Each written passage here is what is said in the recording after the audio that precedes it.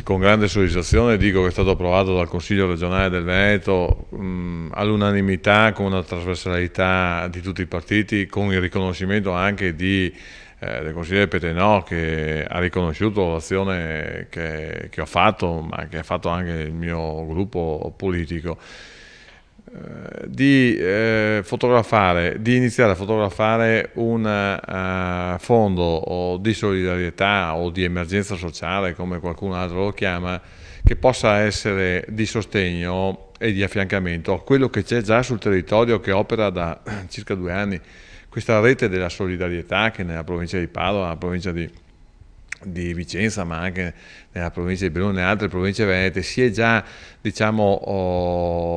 confermata attiva, ha già dato dei buoni prodotti, dei buoni risultati, e sia in termini di integrazione lavorativa, creando dei mesi di possibile lavoro da parte dei disoccupati, sia in termini di sostegno delle aziende per quanto riguarda le spese di pronta vitalità di una famiglia, le spese necessarie, le spese vive, sia anche poi in termini di sostegno agli affitti, e poi anche in termini